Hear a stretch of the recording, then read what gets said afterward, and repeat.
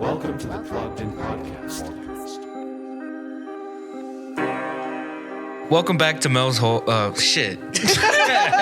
Welcome back to the Plugged In Podcast. We're keeping all that in. Okay. All right. Welcome back to the Plugged In Podcast. It's your boy, Jesus. And today we got another part in the spooky specials this October. And today we got Jose bringing us the news.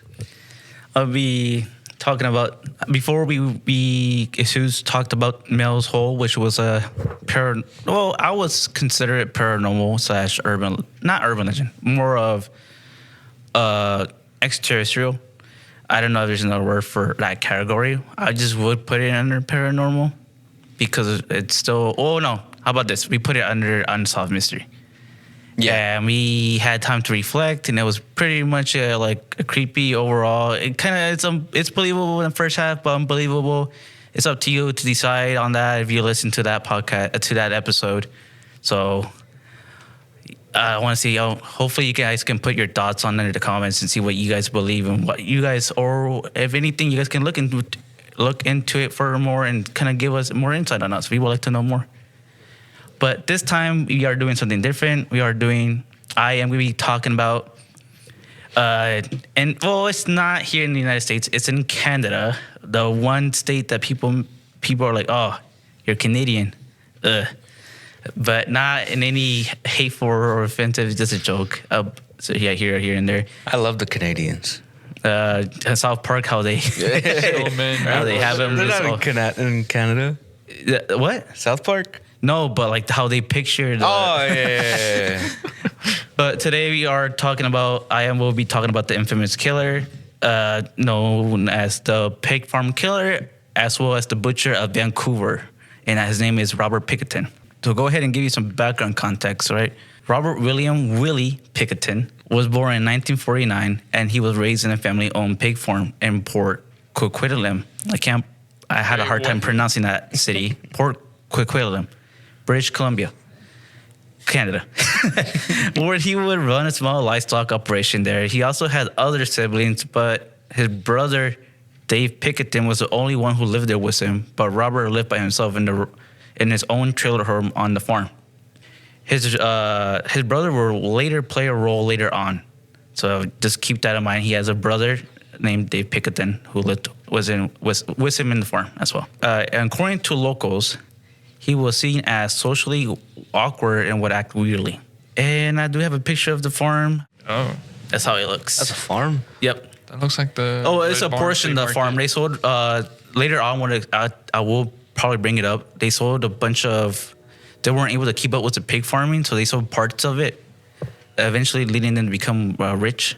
Okay. So if that hasn't been mentioned after, that's going to be mentioned right now. Okay. So that's how... It's bigger, but they sold parts of it, so that's how small it is right now. Oh, okay. Or not right now, but before. Then. Yeah. All right. As mentioned, his brother would play a part because in 1996, Robert and his brother would start a charity run called Piggy's Good Time Society. The charity was made up of parties where they would charge a fee for entry and a total amount of 1,700 people would attend these parties, and all the proceeds would go to those in need. However, among the people attending these parties, among them consisted of bikers and sex workers, which led to involving illicit drugs. So, what kind of parties were these? Like, they were at first. It was a push towards like people who can come in, have a great time, and all the money they make from the parties would be like to help out those in need who needed the most, or so. But eventually, like I'm pretty sure like after like the first couple of parties, that's when bikers and sex workers started being brought, and then eventually led to involving drugs after. Okay, all right. Yeah. Well, I think that was like the biggest. That was like the first thing. Like the parties were like a charity thing.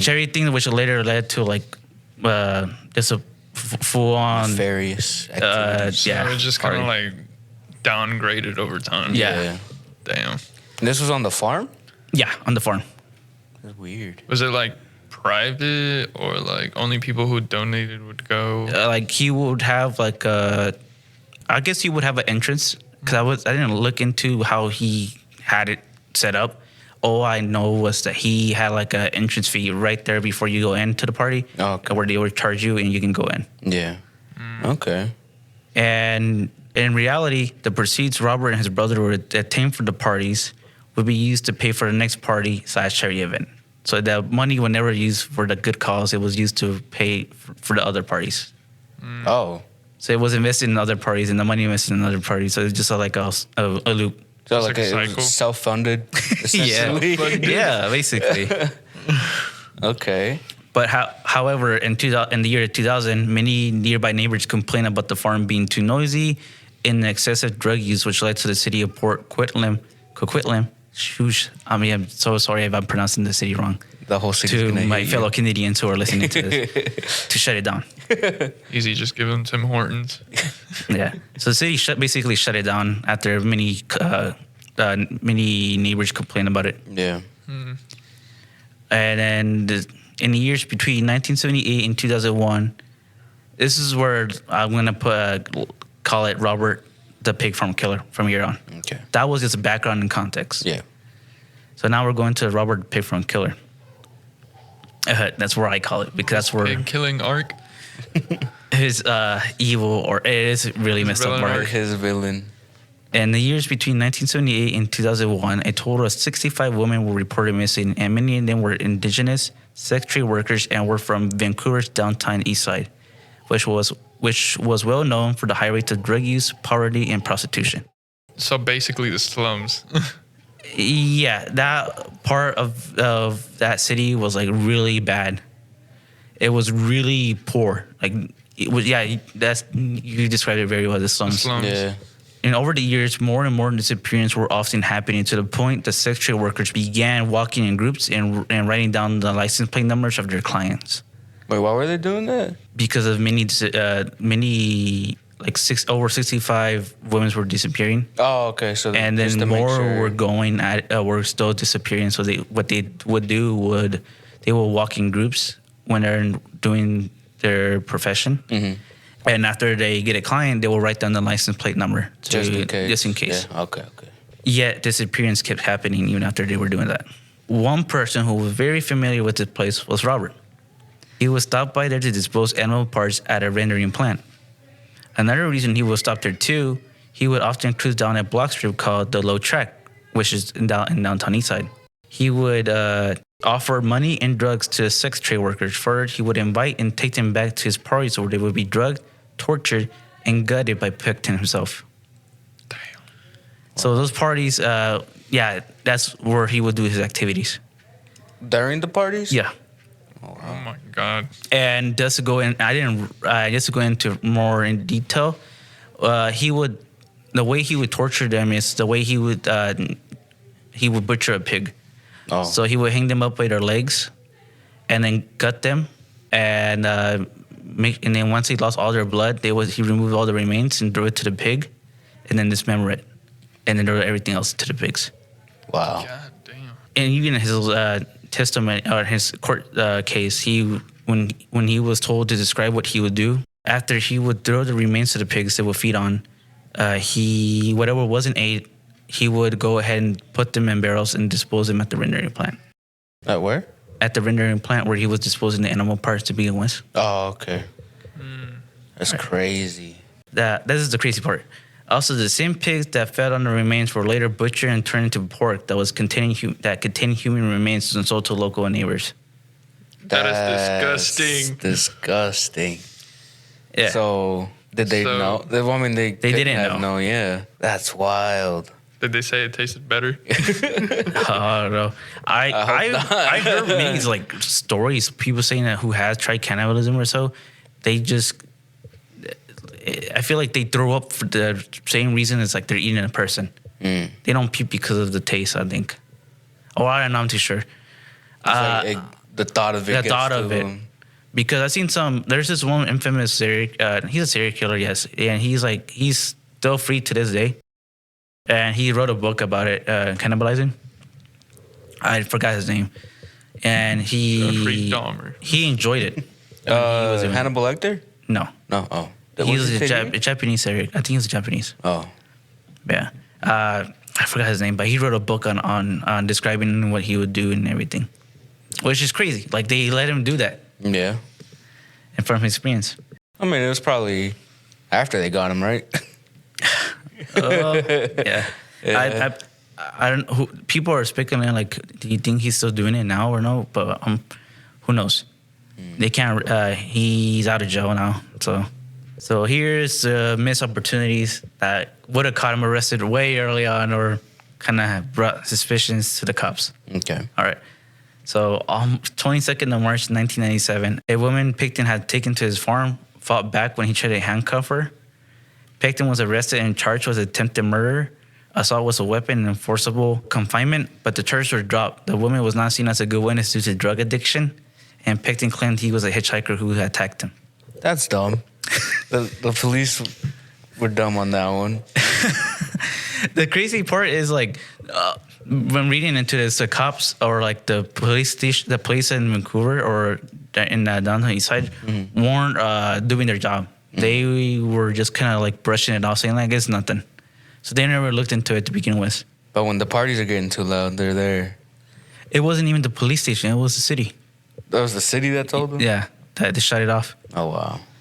And then another missed opportunity was in spring 1999. An informant told Vancouver police that a friend, Lynn Ellinson, had seen a woman's body hanging at Pickton's farm. Ellinson was questioned by the police and denied the story. Much later, she confessed that she had in fact seen the body. She did not report it because she feared Pickton and depended on him for drugs.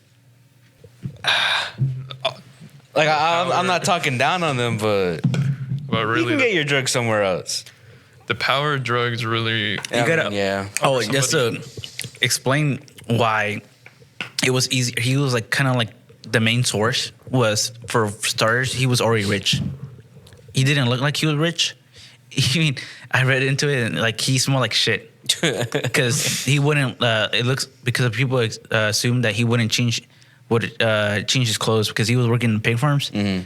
He would not change his clothes and smell like shit. And I think at one point he was caught and kind of confronted, and he went on to explain a bit of himself about it. Explain a little of himself. He fears showers. Fears? He fears showers? Did he have hydrophobia or? I guess growing up he didn't. He only like bathed, but not really, rarely. And then I think when he sees the shower, he just doesn't want to. He gets scared of it. That's weird. So he bathes in a lake. Yeah, that's why, because a bunch of locals and neighbors go when they see or like get near him or so, they just get the stench of just poop. Because it doesn't seem like they ever change their clothes. Yeah. I mean, I understand if you got like hosed down as a kid as like a punishment and then would be scared of showering, but I don't know, that's a little weird.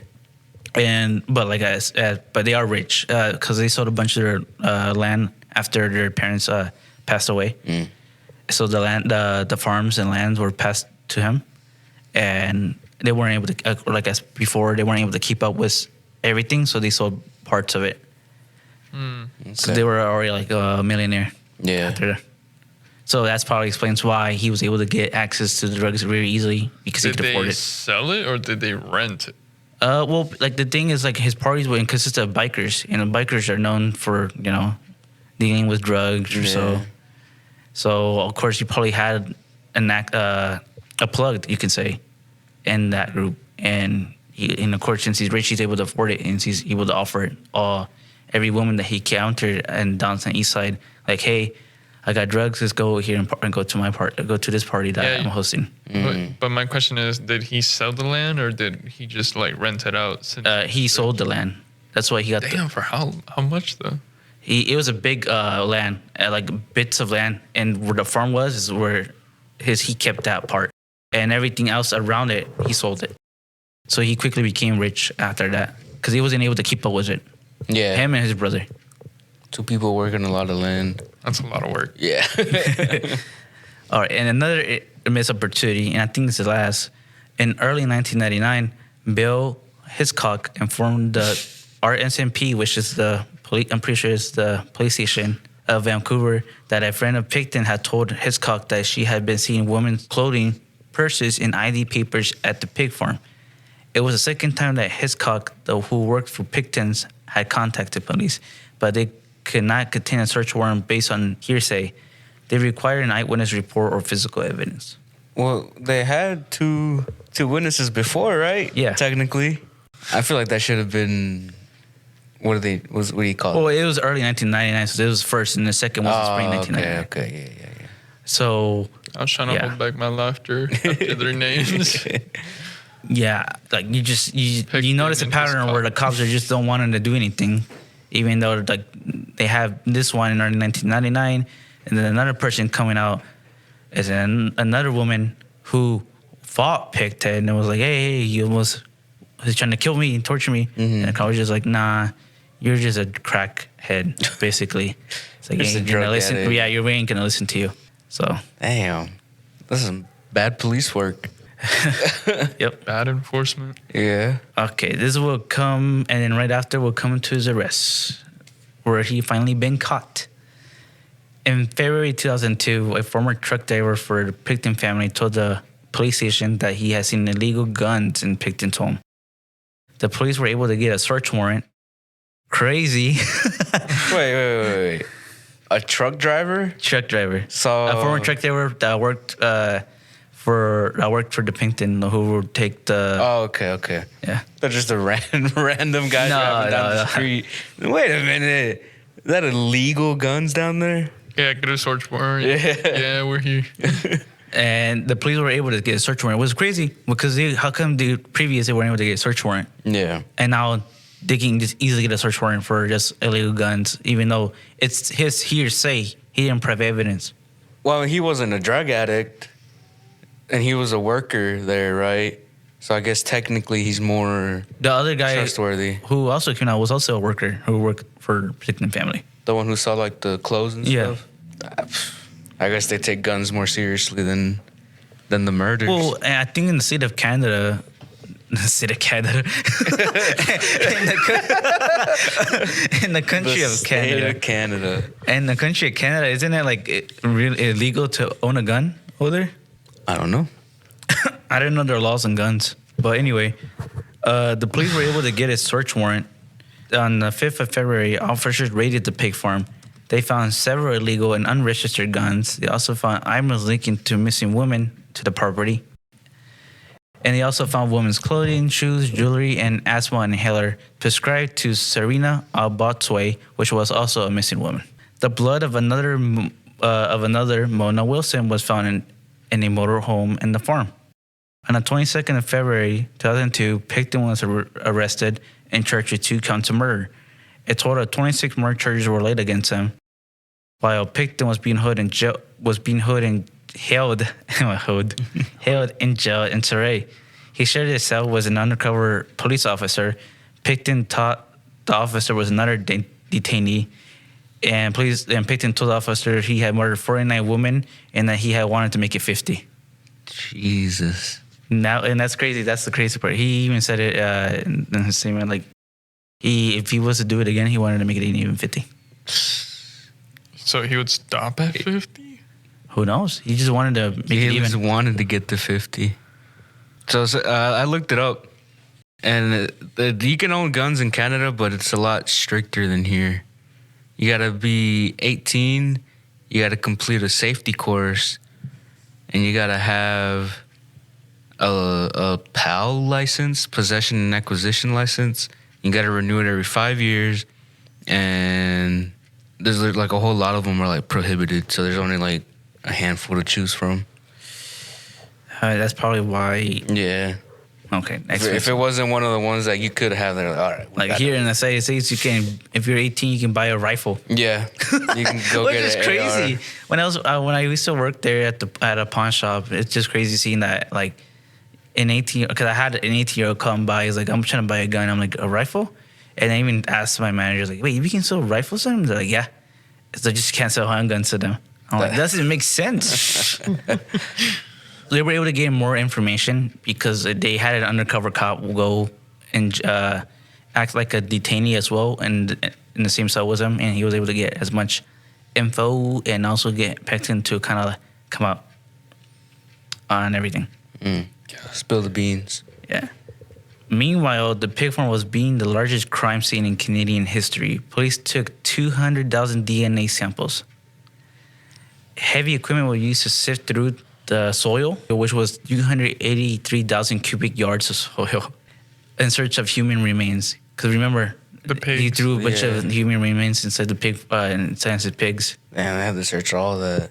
Yeah. How would you search inside the pig? Well, I can't really say. I don't think they would even They wouldn't like. dissect the pig. Yeah. I'm pretty sure they just were looking for DNA because, as mentioned, he was throwing them inside his pig farm or inside his pig pen. Pig pen. Pig pen. There you go. And I get from there they were just seeing if there's any DNA samples. There will be DNA samples, of course. Yeah. All right, and they found 200,000 DNA samples from that. That's crazy. Damn. But didn't you also say that like he killed the pigs who ate the humans? He would Yeah, butcher so them and fed they, them. they could have found way more. Yep. Wow. Wow. And everything, all the operation to do that will cost us $70 million. Canadian act- dollars? Yeah, Canadian. Did they actually pay that? Oh, I think it's 70 million US. I don't know how much would be Oh, Canadian. okay. Looney Toonies. I don't know. The toonies, loonies. Yeah, that's what they use. Yeah. Right? Looney Toonies. And this is his trial and imprisonment after. Pickton's trial and the first 6 charges began on 22nd of January 2007. So his trial didn't start until like years after. And on the 9th of December 2007, he was found guilty by a jury on 6 counts of second-degree murder. He was sentenced to life in prison. He was granted no chance of parole for 25 years. Pickton claimed to have killed 49 women, but he was only charged with the murders of 26 who were identified with evidence found in the farm.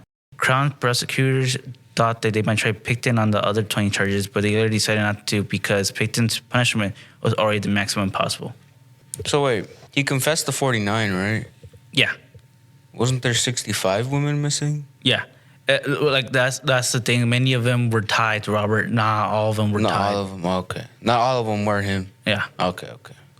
But it was weirdly enough, like increasingly it was Yeah. going up than they should have.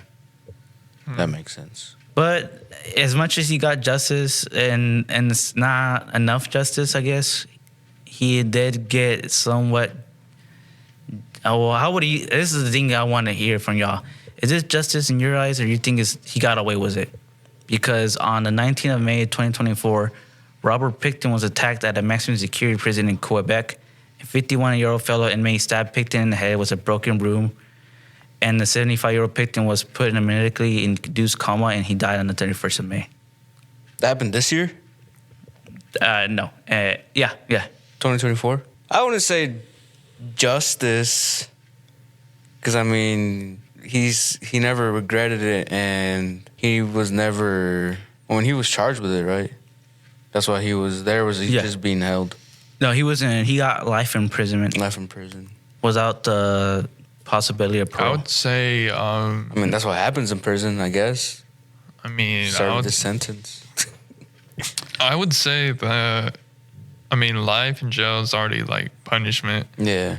Like stabbing him in the head with a broom, that's a little overkill. But even, I mean, even though he killed like 49 people, I was just like, I mean, for some places, I guess for that they would have given them, they would have executed him. But some Yeah. people, I think either way, people are like allowing him to keep on living is wrong.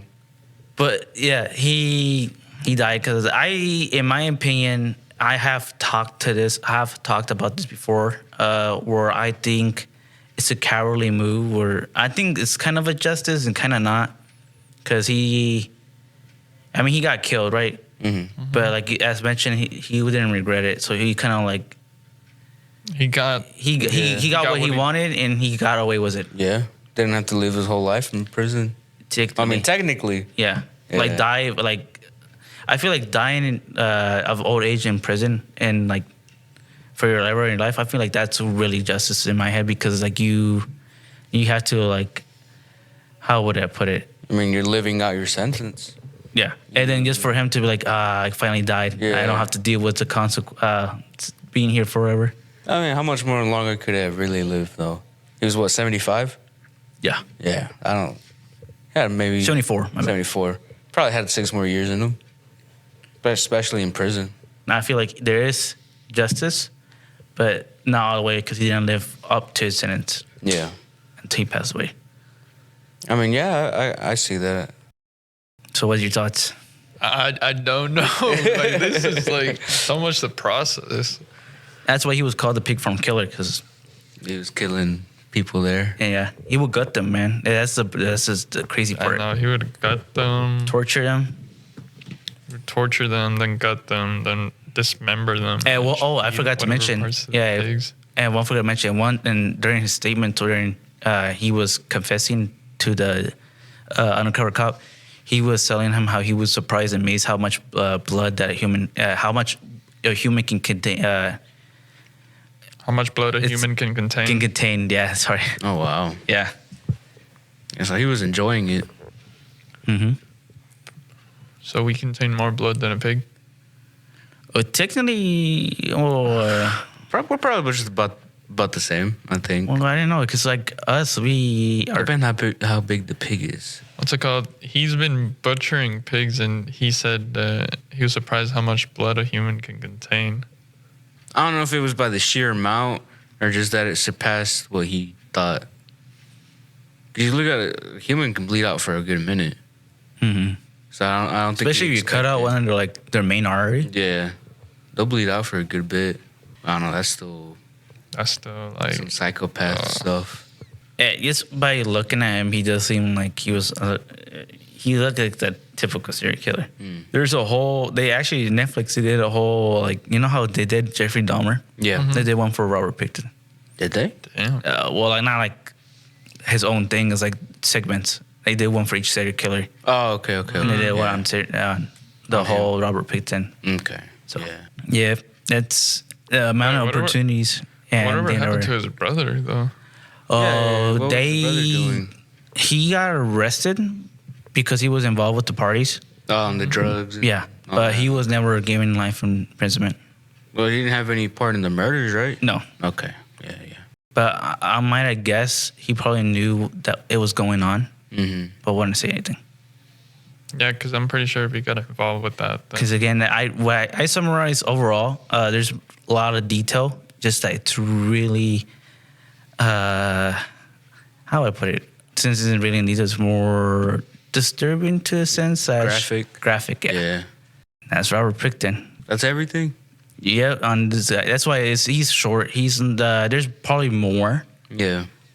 If you wanted to discuss on the fact of how Loco saw him and how he would act, and if you want to know more, I'll recommend watching that Netflix documentary. There's a documentary on YouTube too about him. It's just an hour long. So I it seemed a bit like how I summarized it. That's what I did.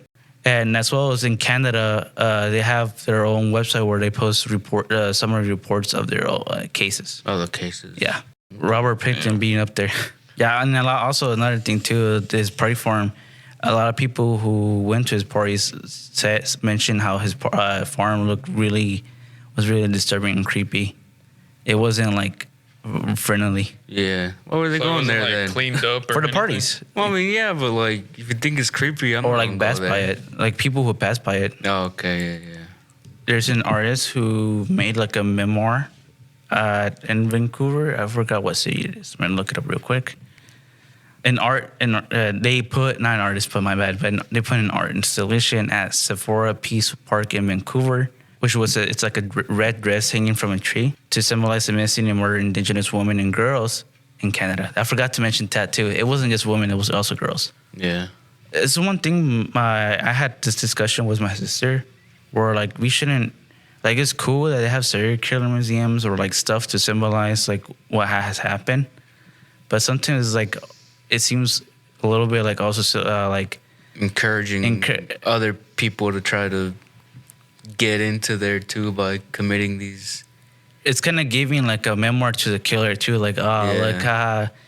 like it's like and like how would I put it? They're not Basically, putting your name out there. Yeah, and we the one thing and my sister has mentioned is like one thing we don't want to do is have their name out or anything. Like if you really want justice, we shouldn't celebrate it in a sense. Like kind of like this podcast.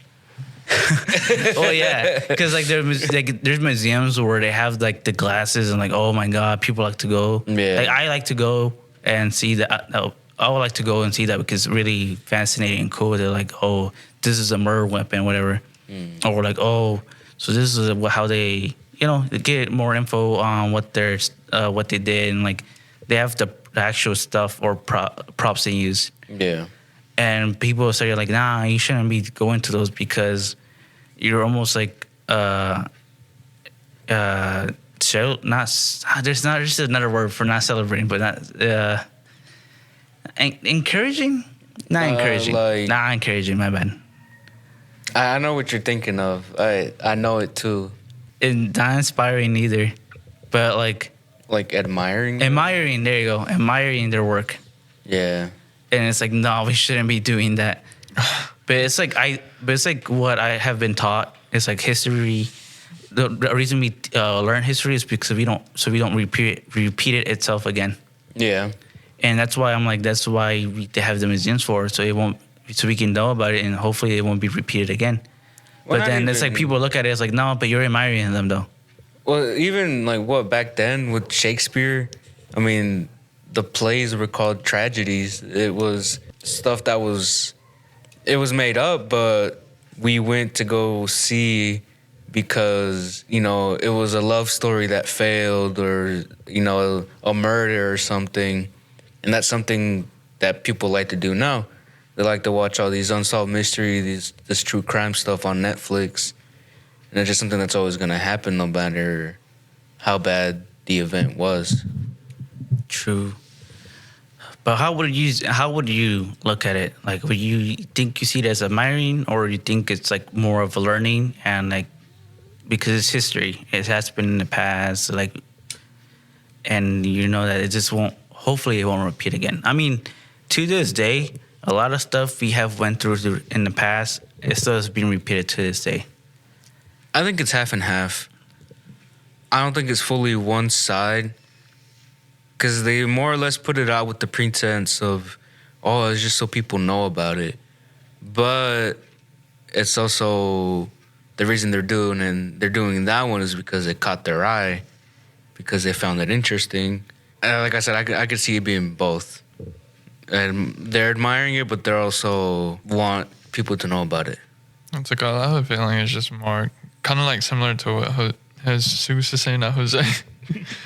But for me, I think it's more like I think it is good to like keep stuff like that like in the museum, because I think like more people would like pick up on it more and then like be more eager to like say something about it, or like cops learning like like how they think of a criminal minds to help them in more investigations or anything. But also I think it is kind of bad because then people would be like, oh, I know what they flawed in, I could do it better or something like that. Kind of like, I don't know, it's just bad and good at the same time. True. It's like, like another thing too, people always expect like it's mental health that like that encourages these people to become serial killers. But I don't know. There's some cases, for example, like the whole Tim Bundy case. This is not Robert Pickton, but Tim Bundy. Mm-hmm. The only reason he was killing specific women or ladies were because they reminded him of his girlfriend ex. That is not good. No. And he didn't seem like he was smart about it too. That's why people described him as like one of the smartest killers. Did he ever kill his ex? I'm not too sure. I haven't never looked into it. I just know that he killed a bunch of girls and ladies that reminded him of his ex. Just a bunch of women. And he was really smart about it. That's why he was able to get away. He murdered a lot of girls. What if a dude reminded him of his ex? But even saying that, like, he was smart about it. I feel like that's admiration in a way. Some, you know, like making comments like that. Not that it's bad, but Like he, fortunately, he was like he knew what he was doing. yeah.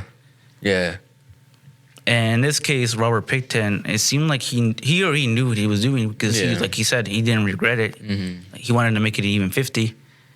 And so if he was told if he could do it all over again, would he do it? He said yes. And that's where I'm like, it's not mental health. Well, for him, I think. You think? I wouldn't know exactly what, but I don't see why anyone else would be killing people. Like I don't. I mean, out of hatred, maybe, but no, you. I don't think Robert Pickton was. no, not him, no, but in general. I feel like the reason they stated that the reason he will only target the sex trade workers downtown east side was because they were the most vulnerable, because they were really poor.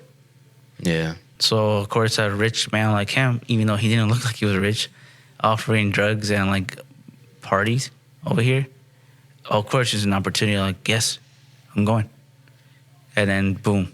Would he just only take like a person at a time for each party, or would it be like more? It would be a person at a time. Okay, so he had like about 49 parties. Yeah, the parties kept going until the year 2000, where they shut it down. But yeah, so overall, what do you guys think? You think Robert Pickton? What's your thoughts on Robert Pickton? Like, what could have been done to prevent this? I mean, first Steal off, his the pigs. cops are doing a terrible job. But, I mean, I can also see it. You know, a drug addict comes up to you saying all this stuff, you're not going to believe him. But I think a little pass-through or a little wellness check could have prevented more deaths. But that's the cops' fault, I think. Yeah. Later on, after, like in the year 2000, they did they later looked into it, the case, to see what they could have prevent. And yeah, it was entirely the cops' fault for not interfering when like many opportunities were arising. 2-3 opportunities arising, they never bothered to look into it. Until like the fourth time, where someone finally told them, just decided to tell them they have illegal guns, and like, all right, let's get a search warrant. Yeah. Which was crazy because they could have done that before, but they, according to them, they didn't have enough evidence, so they couldn't do it. Bruh. So when it comes to guns, they're like, "Oh yeah, let's hop on that." Well, it makes sense because, like you mentioned, Yeah, they have really in the strict gun country, laws. in Yeah. Canada, they're really strict. So I guess that will you're probably about be to like, say yeah, I'll get a city search.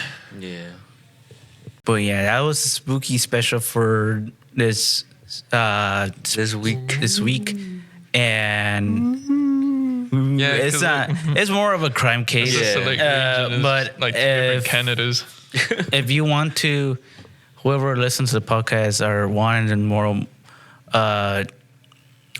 more about paranormal, like the Mills Hole, let us know in the comments. We can speak on more of paranormal towards. But if you like the crime, we can also look into more crime. It's just a matter of what you guys preferred. If you guys can let us down in the comments, or just like see, and then, or moving forward, if you see what's doing good, we're gonna go with that. Yeah.